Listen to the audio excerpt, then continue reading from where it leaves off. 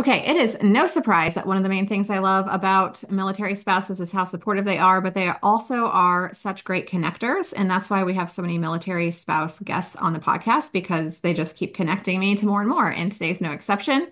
I was introduced to our guest, Susan Vernick, from another military spouse, Laura Longmire, who was on episode 105. They've kind of worked together. And I saw Laura post about you and I said, Etiquette, we got to have we got to have you on the podcast. So Susan is not just a military spouse, but the founder and owner of Etiquette Chics, and it's an etiquette consulting business. And we're going to talk all about party etiquette, manners, everything in between, all that stuff. So, Susan, thank you so much for being here. And I'm excited to hear how some of us are probably getting things wrong and we need to like check ourselves. Well, thank you for inviting me. My pleasure to be here. And like I say, etiquette, and I say this in every class, it doesn't matter the age of children to young adults. It's not about rules. It's not about getting it right or wrong. It's just a better way sometimes to do things. So hopefully I can convey that today. Yeah, no, I love that because I think sometimes people probably do hear that and think, oh gosh, there are these like harsh set of rules, and I'm like, Yeah, I have no idea what they are, and I'm gonna really offend yeah, somebody or embarrass myself if I don't follow them properly. So that's good to hear that it's like a better way. I like that. That's good. So, yeah, um, yeah. hit Nobody really needs that, right? Nobody needs more rules, I feel right, or like. the pressure of having to like Yeah, perform exactly. Less perfectly. pressure, please. Yeah. Well, let's start a little bit with just like your background because you have been in this kind of military lifestyle for a really long time. So tell us about, like where you've been and kind of where that's taken you and kind of that journey. Sure. So I have a little bit of a unique experience. My husband was Army Reserves, and if I'm being honest, I didn't even necessarily consider myself a military family until 9/11 hit. And once 9/11, such a sad, awful day, um, our lives quickly changed. So my husband was on active duty a lot. He was deployed overseas to the Mid East. And we quickly, it was like sink or swim. All of a sudden, we were this military family. And so, I'm super proud of it. I'm super proud of, my kids and all that we've done. But it was definitely a different journey because we never lived on base. We had connections just through my husband's reserve unit, but we didn't have a lot of like the accommodations that you would normally have when, my husband was deployed. He was deployed twice and away a lot. So that's sort of our journey. And yeah, that's how we landed here. He's a 32-year war on terror veteran, U.S. Army, and that's our journey. I think it's so interesting because so I started active duty. My husband did 21 years active duty. But once we started having kids, I went reserve. And it's kind of it's not very well known, I feel like. The reserves, obviously, we have lots of people in the various branches of reserves, but this concept of like doing it part-time is really strange to most people. And Yeah. like you said, it makes it a lot harder because well, it's kind of hard for lots of reasons. For me, I think it's hard because you have to like split your life into so many parts. Like you have your family Oh, life, your civilian job, and then you have this oh like yeah. military side too, and you're trying to balance it all, and that's hard. But like you said, the reserves don't have, typically they're located in places where there's not like a huge support system or like a military Yes. installation. Like I live in Kansas City and I'm in the Navy, literally in the middle of the country. It's the strangest place. Anytime I tell anyone I'm in the Navy, they're like, "What are you doing in Kansas City? This is so weird." But there's not like a lot of support, like you're saying. Yeah. So it can be tough. And then, especially when you're deployed, because sometimes it's just like one person has a specialized skill, so they have to go, Yes. fill this job that's needed. But there's not really anybody to like support the family and stuff. So were you able to kind of find that support as your husband was deployed at different times? Like in other ways, maybe like the Yeah, and military we wasn't the really support. were. Yes. There were a lot of deployments that came out of my husband's reserve unit. So in that way, I was able to connect with other military wives, and we knew each other just from events, but it was more fun events. It'd be Yeah. like family day. It'd be like, Christmas and Santa was coming into the unit. So once there were a lot of deployments, then we were able to make connections, get together on a regular basis, support each other. And then also, just having people that were Yeah, no, I didn't even know, but they were sort of assigned to me, and I would get a call every once or twice a month. Hey, what do you need? Do you need, is something going on with your car? There something like a window broke? They were there within an hour. So we were really able to build this community that I'm forever grateful for. And even neighbors that aren't military connected, like it's amazing how people step up and help you because they want to do it. They Yeah. want to do something for their country, I feel like. And that's a way they can connect that way. So, yeah, we were able to build a great community.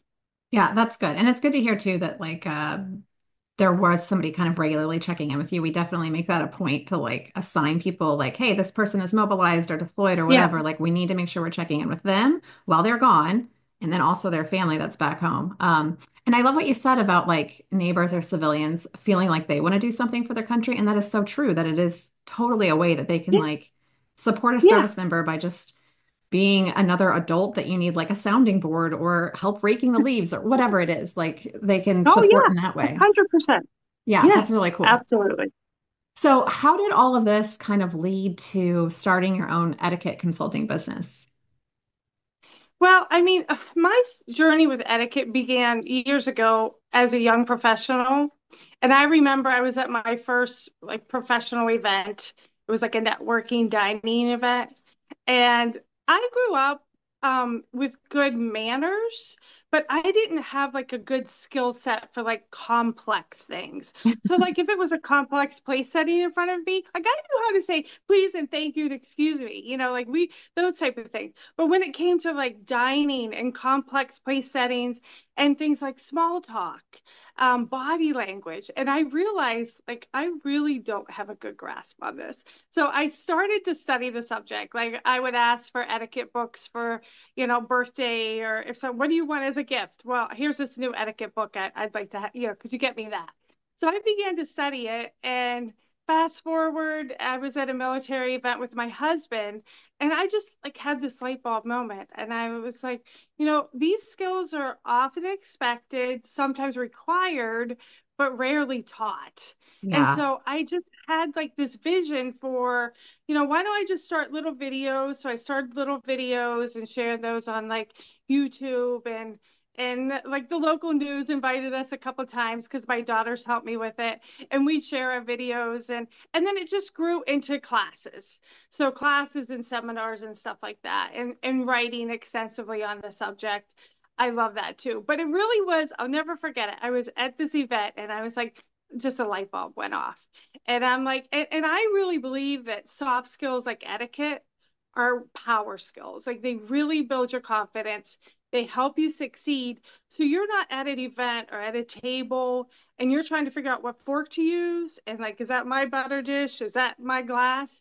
And you're kind of focused on those things. And like you lose sometimes that connection to socialize and have those moments of connection. So that's why I really feel like they build your confidence and they really help.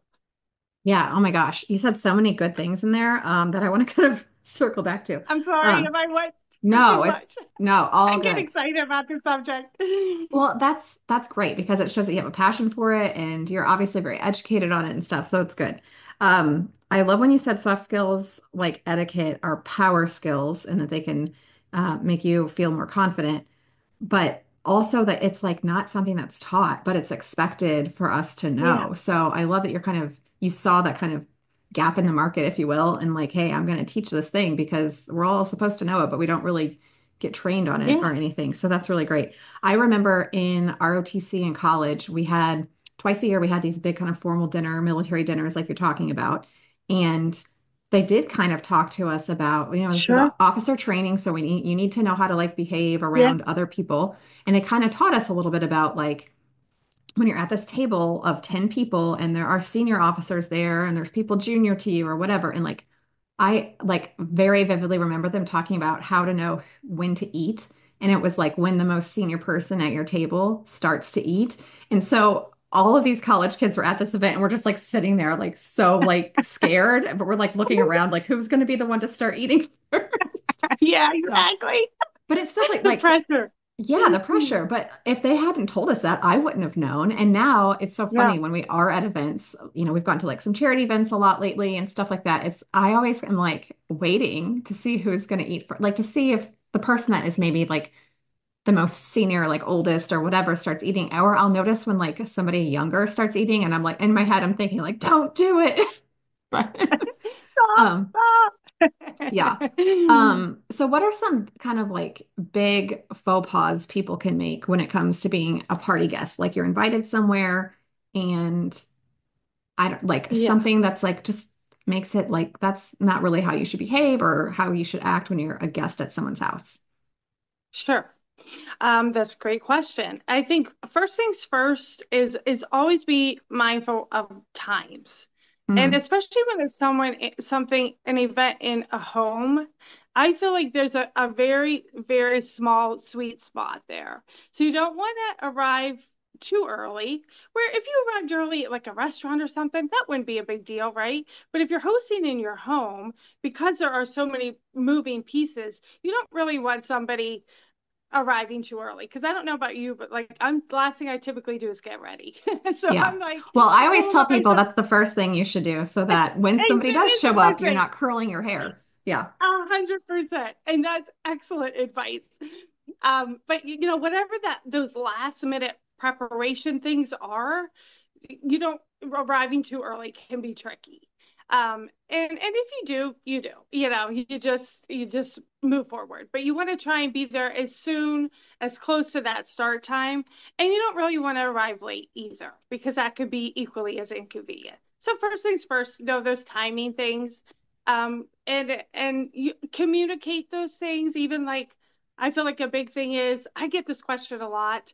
How do I let people know it's time to leave? Yeah. Because we all have those people that love to stay a little bit later, you know, love the connection of that type thing. And that's all wonderful. But the best way to handle that is communicate it up front. Just be as open. You know, this is the start time, this is the end time. And you know what? We're really going to have to, this is going to be a hard end time for us. And if it is, you don't really want to be like serving dessert, let's say, and you know 15 minutes later it's the time you ask people to leave. That feels awkward. So just having those timing things set out, prepared, communicated, I think are some really good first things first. Yeah, that's really great advice. Totally guilty. My husband and I are always the last people to leave, no matter where we're at. It's kind of a Us joke at too. this point, like the longest are the last to leave. Like we just always are the last. It's We sh okay. Well, I think there are a few times where we've definitely overstayed our welcome, so we should get better about it. But You um, learn from it, right? yeah, for sure.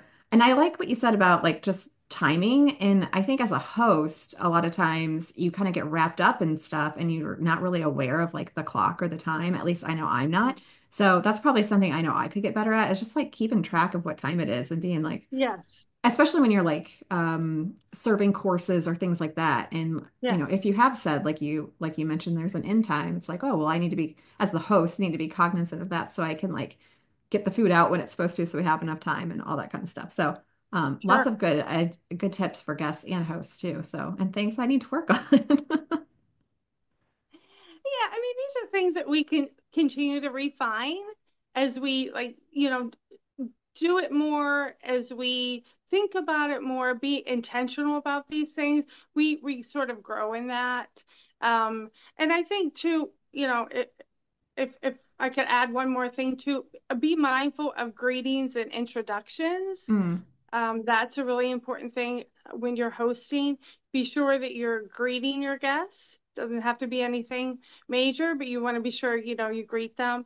And then you want to, I think, ahead of time, be thinking about those people that maybe don't know anybody or hardly know anybody, and ways to connect other guests to them. And be sure, you know, of course, to do the introductions. I think those are good things too. And you know, thinking about common, you know, is it maybe their kids are on the same sports team, or, you know, they have some commonality that you can connect them. I think those are important things too. yeah, for sure. And I think it is a reminder that like if you are hosting something, you kind of have to do a little bit of legwork ahead of time of like, I know I'm inviting these 10 people. How are they connected so that I can introduce them and have that common, commonality or common denominator between them that will hopefully spring a conversation or get them talking. Um, when we're talking about, like Yes. you said, small talk and starting conversations, what is kind of like a go-to? I know there's a lot of people that are just like scared or nervous or just it makes them anxious to kind of start a conversation with somebody, especially if they don't know them very well. What's your advice or kind of go-to on how to just like get a conversation started? If you're Yeah, just I kind of think in a a common good group. way, sure. I think if we could, all of us sort of grasp this concept of trying not to form like circles of groups and do like more of a horseshoe, Yeah, that allows people to feel like they can move in and out of groups of conversations. So it's hard sometimes to break into a group. It's like, first of all, I have to verbally break into the group. And now physically, I have to physically. figure out a way to get into this group. So if we can be a little more open in our stances, I think in terms of the way we form our groups, that helps. And I always say just, whatever you're attending, as a host, you want to think about your guests. As a guest, you want to think about you probably will have a grasp on who's going to be there. So you want to be thinking about those things you might have some common interests in. And then there's always those safe ones, which is, is there a new restaurant that everyone's enjoying? I live in upstate New York. I'm not a Bills fan, but like the Bills are doing well. So you could always talk about the Bills. Um, is there a play? Is there an event? Again, if your kids are in some common things, even same age groups, you could talk about, oh, where do your kids go to college? Where do your kids go to school? So be thinking about those things ahead of time. I feel like if you have those things in your brain and you think about them, that really goes a long way because you don't have to be in this event and all of a sudden your wheels are like, oh gosh, what am I going to talk about? And have Yeah. those things prepared ahead of time. It really helps. Yeah, that's really great advice. Um, I know you teach a lot of like kids etiquette classes, like through your work and company. What is something like simple we can do or just be doing in our homes regularly that's going to kind of set our kids up for success as they grow or like as they get into being a teenager and in college or adulthood? What is something that we can kind of start doing now that will set them up for success? Well, I mean, the first probably obvious one is to model these behaviors for our children. So I'm a really big please and thank you person. I've just always felt that was important. Whatever I'm doing, even if it's not reciprocated, I like to say please and thank you. And so I noticed like as my children got older, like they instinctively use those and that those are the core things. The foundation of etiquette is please, thank you, excuse me, and I'm sorry. And so those four things we really have to model. If we don't model them, they're just not going to grasp them. It's just not enough to say these things. Hmm. And then beyond more, maybe some more complicated things, I'm a big advocate of like for table manners, we would sometimes, and our lives are just crazy. I have four children, they're older now, but trying to do etiquette and manners is hard. And so I would take those moments where I'm already doing something that lends itself to teaching it, like Thanksgiving. Like it's already they would help me set the table so they would get that muscle memory. And I talk a lot about muscle memory in my classes because you're not going to learn it without muscle memory. So having them set the tables, I would always have them help with that. And then honestly, I know it sounds crazy, but use those formal dinners to just take 1 or 2 minutes to teach your children something new. I think that's a really easy thing to do because it's already not everybody does this, but we would have a pretty complex place setting. So it's not hard for me to just, take a couple minutes and review some of those things with my children. So I think doing those things, modeling, taking some opportunities to teach them. We would sometimes have like a formal dinner just out of nowhere, just so I could teach them. But that's not realistic for everybody. I mean, some people would be like, "Oh my gosh, that's just like another huge thing to do." I can't do that. So, choose whatever those big holidays are that you may have a big dinner and and take that opportunity to teach your children. So I think those are are good things. And then obviously, being courteous. I think being courteous and respectful of others is a really big piece of etiquette and manners. That's not to say that we're a doormat, but just, being mindful of other people and being respectful of others is a big one. But that's something that it's important to teach children as well. Yeah, I love that it's kind of just a learned behavior and you have to just kind of do it over and over and over and it Over will and sink over. in. Um, I was recently, my niece was here, she's 14, and I asked her last year for Thanksgiving, I taught her how to make gravy, and she like went on and on about how great the gravy was. And I have followed up Aww. a couple times, like, have you made gravy? And she has a couple times for her family, which I think is great. But Uh-huh. she was here a weekend or so ago, and I said, hey, have you, like, why don't you come help me set the table? And I was talking to her about like what side the forks and the knives go on, and what a charger is, and Aww. where a bread plate and a drink Aww. go, and that kind of stuff. And it's things that like some families just don't even they're like that's just not their lifestyle to kind of have Yeah. more of a formal sit down. And I that was just like a fork and a knife and a plate. Like it was a very basic table setting. But a lot of families just don't even do that because their life's too Yeah. crazy or whatever. So Yeah. um I think kind of taking what you said and like doing it for our own kids, but also like, oh, if you do have nieces or nephews or your kids' friends are there or something, like it doesn't have to just be teaching your kids. You can kind of expand that and include everybody. That's Oh just yeah. Yeah, that's really good. Like, yeah, whoever's in your home, you can take the opportunity to share that information with them. And typically, I mean, I'll tell kids in my class, you all maybe, and I'll ask them like, who's the athlete? Who's a dancer here? Who's an artist? And they'll all raise their hands. Oh, I do that. I do that. And that's wonderful. And in 10 years, you may still be doing all those things. But what you learn here, you'll still be doing in 10 years. You'll use it your whole life. And so once people sort of catch the vision, especially college students, they're like wonderful sponges. Once they catch the vision for this is not about rules. This is not about something else you have to do. This is about a skill set that will help you succeed. Like they really lean into that, because it's like empowering for them. So I try and sprinkle that in all my classes so they sort of catch the vision for that.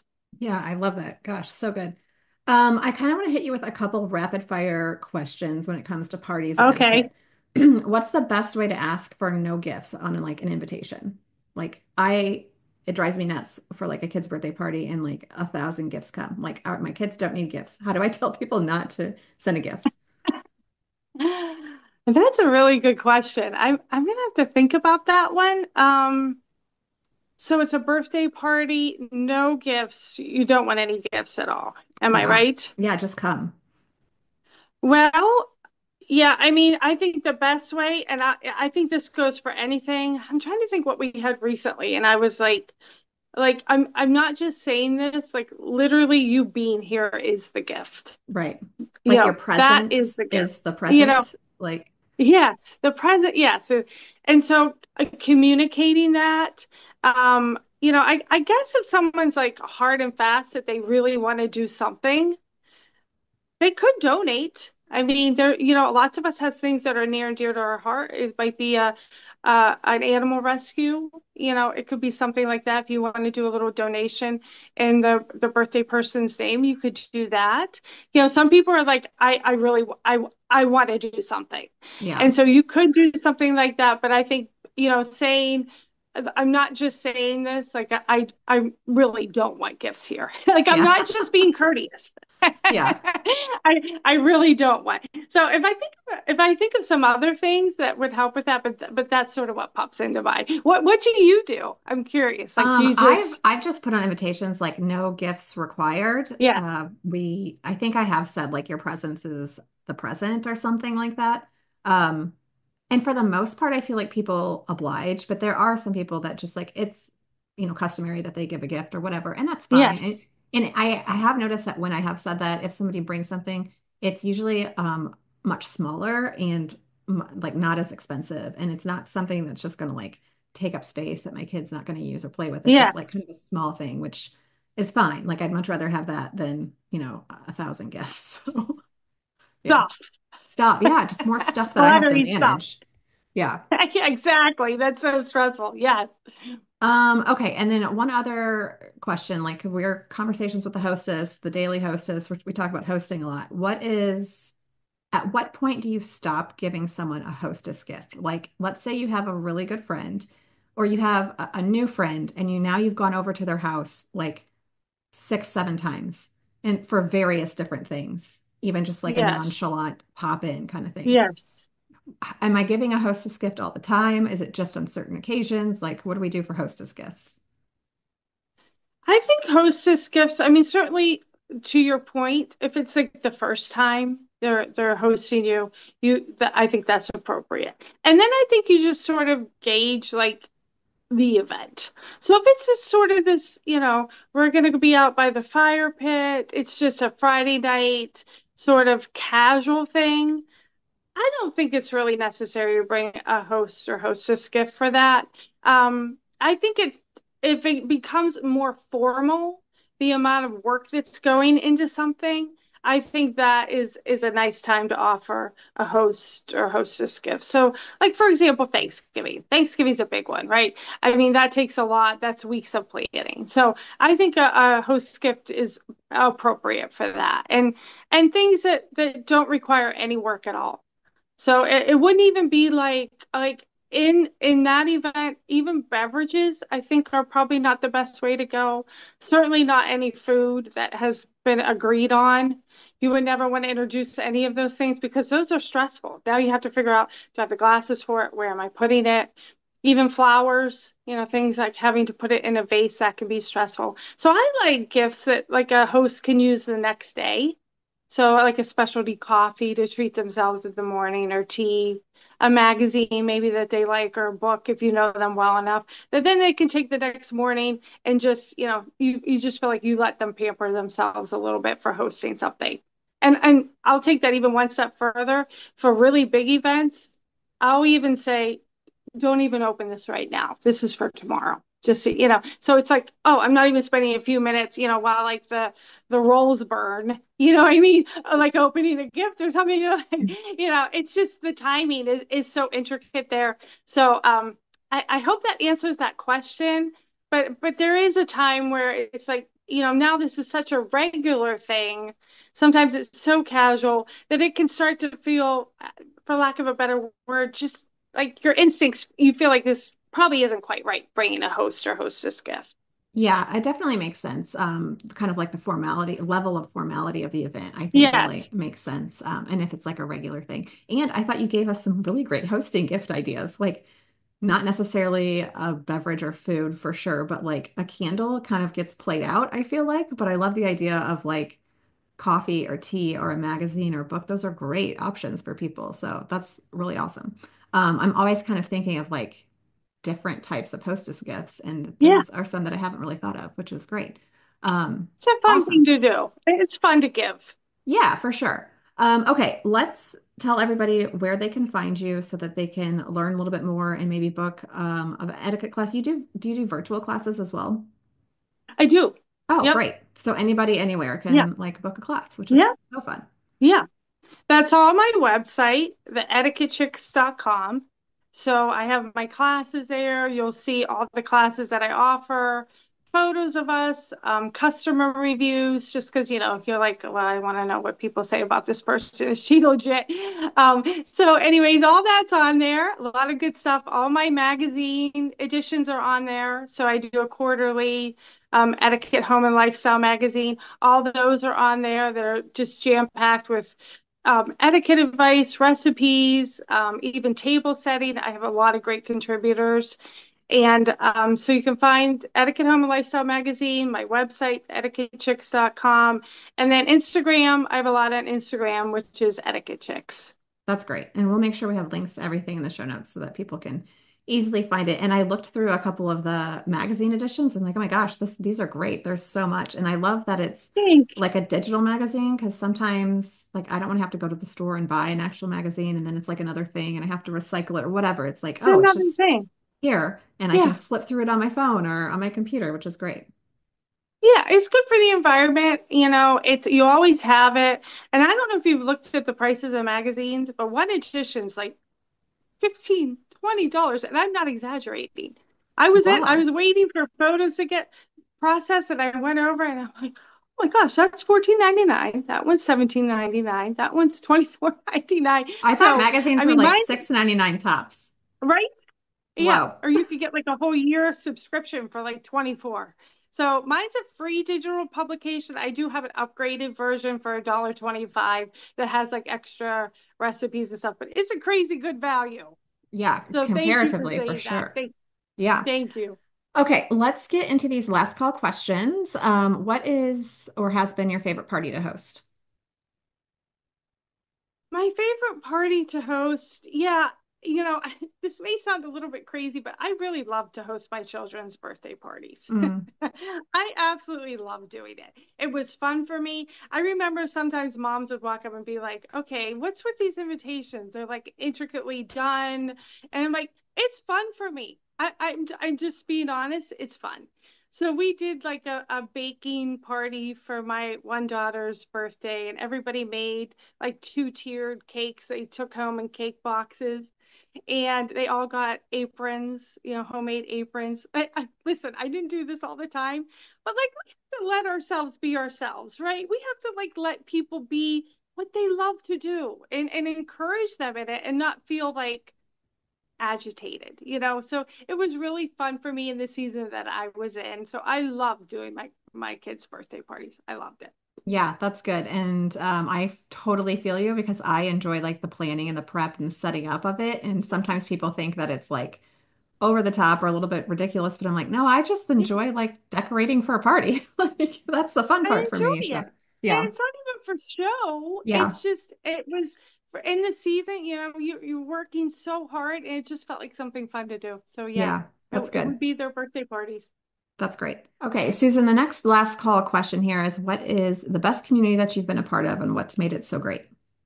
I'm sorry, the best what? Community that you've been a part of? I really have a wonderful, yeah, I mean, like, how do you, yeah, my brain's going in a lot of different directions. Um, That's not a bad so thing. That means you've got a lot of like support systems around you, right? So that's yeah, good. I mean, of course, family, yeah, that goes almost without saying. But I have a wonderful group of moms that I have been getting together with weekly for about 15 years. That's so And we impressive. started when our children were little, and it's a wonderful connection. It's honestly a time of we pray together. We prayed for each other's children for 15 years. And then it's a time for us to connect as well.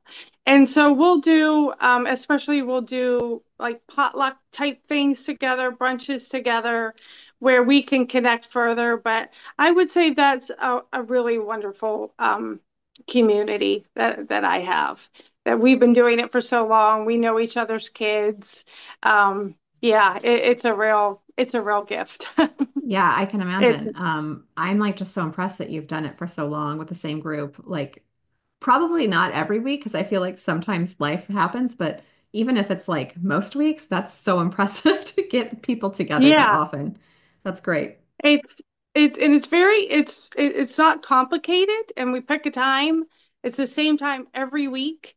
And definitely like people have floated in and out of the group, but there is a core of us that have stayed and we still connect with, because lives change. You maybe it's a job or something else that takes you in a different direction. But yeah, it's a wonderful group. And we mark it on our calendar like it's an appointment. Yeah. It's like it's a doctor's appointment. That's great. Well, I think having it the same like day of the week, same time, I think that that makes it so much more easy because Yes. you don't have to like try and work around a bunch of different things. You like just know No. this is when it is, and if you can come, which I think is great. And we probably all need to do Yes. that a little bit more of like I'm just setting a standing date for this thing, and Yes. that's when it is. Great. Okay. Last call question here. What is your best party hosting tip? Party hosting tip is, I mean, I'm a huge planner anyhow. I love sort of those executive type functioning things. So I'm a planner anyhow. I'm like an organizer. Just that's what I like to do. So planning well in advance. I mean, honestly, there's never too far in advance, in my opinion. It's Yeah. just start doing those things, make lots of lists, have each day, what you're going to accomplish that day. Sometimes I start from the event and work back, backwards. Then I can sort of build a schedule that way. But I love to do that stuff anyhow. I love to plan and organize things. So lots of planning, lots of lists, and don't be afraid to ask for help. I mean, never be afraid to ask for help Yeah, that's because key. most people want to help in some way, and and be flexible. That's another thing. Be flexible. Be willing to change things if you have to. If you thought it was going to be this and it changes to that, try not to like sweat over those sort of small details. Just be willing to be flexible. I have to work on that because I'm a very type A personality. So Yeah, that same. doesn't come naturally for me. But the other things do, but we can't be everything. So Yeah. I Oh, would that's say such those a are good probably. point. We can't. It's so funny because this question, almost everybody has the same answer, and it's to plan ahead, prepare, do as much as you can in advance, like, and I know. don't sweat the small stuff. It's like, I love that people are like, oh, this What's isn't something new? original, What's but it's something like, new we could come up with? no, we don't need it. This is the one that There works we for go. everything, and we just need to be reminded regularly. So every There we week go. when somebody says this, it's like, yep, I needed to be like, I haven't started planning for Thanksgiving really, and that's next week, and I am starting to get a little stressed, but Yeah. it'll be fine. Are you hosting Thanksgiving? I am. So there's probably going to be like 14 or so, kids and adults. So it's fine. Plus, I think the biggest thing that's stressful is I'm out of town Thursday to Sunday this week. So I'm Oh your no. face right now. Oh no. I know. It's fine. It's going to be fine. I'm going to write it You're all gonna be down. okay. It's Because going you're to be probably fine. really good at planning, so you're gonna be all right. You just work around that, right? You take those dates out. Oh well. Yeah. It'll be fine. Everything's just, the timeline is just compressed. It's going to be fine though. We're going to It's be, compressed. yeah, it's all good. So, Susan, this was so fun, and I know you have a lot to teach us, and I know some people got a lot of value out of this conversation today. I know I did. Taken some things with me that I need to work on, and some things that I can use as hostess gifts. So, a lot of great value, and we'll make sure links are to your website and your Instagram and everything, so people can find you and book a virtual class. I know my daughter's Girl Scout troop did an Oh etiquette yeah. class, and she wasn't there for that meeting. But it's not just like one person. I think people need to think outside the box, right? Like a Girl Scout troop, or if you Oh want to yeah. get like I don't know, teenagers together, whatever, a kid's baseball team or something. I think that's a good way to kind of teach like a lot of kids, or Thank just you. people to, have a little bit more Thank you for that. manners. Yeah. Yeah, I've done a couple Girl Scout troops. I love doing Girl Scout troops. That's a really fun event to do. And they get like their little etiquette badge. They have like a little Yeah. badge that said etiquette. Oh my gosh. I was like, can I have one of those Yeah. badges? That's good. Oh, But that's thank great. you. This has been super fun. Like it's fun for me to like think about these things and like revisit them. It just like it brings me a lot of joy. So thank you so much for You're having welcome. me. Thanks for being here.